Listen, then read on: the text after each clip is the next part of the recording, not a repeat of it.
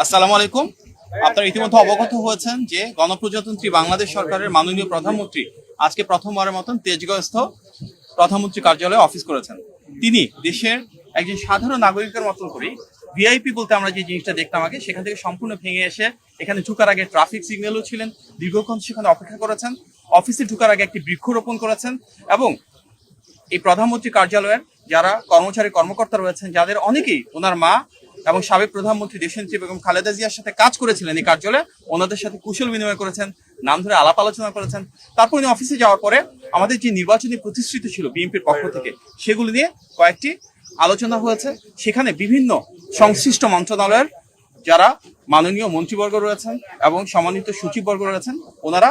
সেখানে অবস্থান নিয়েছেন এবং ওনাদের যার যার অবস্থান থেকে কিভাবে এই পলিসিগুলো কার্যকর করা যাবে সেগুলো নিয়ে আলোচনা করেছেন। মূলত আজকে প্রথম যে মিটিংটা ছিল, সেখানে মাননীয় প্রধানমন্ত্রী আলোচনা করেছিলেন আমাদের একটি নির্বাচনী প্রতিশ্রুতি, যেটি বিভিন্ন মসজিদের সম্মানিত খতিব সাহেব, সম্মানিত ইমাম সাহেব এবং সম্মানিত মুয়াজ্জিন সাহেব সহ অন্যান্য ধর্মের যারা রয়েছেন সেসব ধর্মগুরুদের জন্য আমাদের একটা প্রতিশ্রুতি ছিল যে মাসিক সম্মানী এবং উৎসব ভাতা প্রদান করা হবে। এবং মাননীয় প্রধানমন্ত্রীর নির্দেশে একটি সিদ্ধান্ত গৃহীত হয়েছে যে ইনশাআল্লাহ এই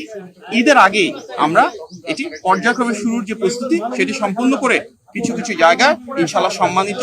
খতিব সাহেবদের, ইমাম সাহেবদের এবং মুয়াজ্জিন সাহেবদেরকে একটি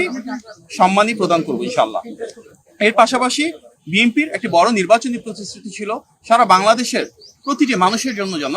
মেধার ভিত্তিতে বৈষম্যবিহীনভাবে আমরা কর্মসংস্থান সৃষ্টি করতে পারি। সরকারি চাকরির ক্ষেত্রে, বেসরকারি চাকরির ক্ষেত্রে, উদ্যোক্তা হিসেবে গড়ে ওঠার ক্ষেত্রে এবং বহির্বিশ্বে জনশক্তি রপ্তানির ক্ষেত্রে কিভাবে আমরা সবাইকে আরো দক্ষ এবং যোগ্য হিসেবে গড়ে তুলতে পারি, আমাদের শিক্ষা ব্যবস্থার প্রয়োজনীয় সংস্কারটুকু কিভাবে আনবো এবং তার মাধ্যমে আমাদের জনশক্তিকে কিভাবে কর্মক্ষম করে দ্রুততার সাথে তাদের জন্য অনেক বেশি চাকুরি এবং ব্যবসার সুব্যবস্থা করতে পারবো। তার জন্য প্রয়োজনীয় যে ডিরেগুলেশন প্রয়োজন, ব্যবসা বাণিজ্য এবং শিল্প কারখানার নীতিমালার প্রয়োজন রয়েছে সংস্কারের জন্য, এবং টেকনিক্যাল এবং ভোকেশনাল এডুকেশনকে আরো কিভাবে প্রাধান্য দিব আমরা, বিদেশে বিভিন্ন দূতাবাস যারা রয়েছে এবং বাংলাদেশে বিদেশি যে দূতাবাস রয়েছে তাদের সাথে সমন্বয়ের মাধ্যমে কিভাবে আমাদের জনশক্তিকে আরো দক্ষ এবং যোগ্য করে বিদেশে পাঠাতে পারবো, এগুলি নিয়ে বিস্তারিত আলোচনা হয়েছে। সংশ্লিষ্ট যারা মন্ত্রীবর্গ রয়েছেন, সচিববর্গ রয়েছেন, ওনারা ওনাদের মূল্যবান মতামত প্রদান করেছেন এবং ইনশাল্লাহ খুব দ্রুততম সময়ের ভিতরে জনগণের প্রতি জবাবদিহিমূলক এই রাষ্ট্র ব্যবস্থা, জনগণের ভোটে নির্বাচিত সরকার আমাদের মাননীয় প্রধানমন্ত্রীর নেতৃত্বে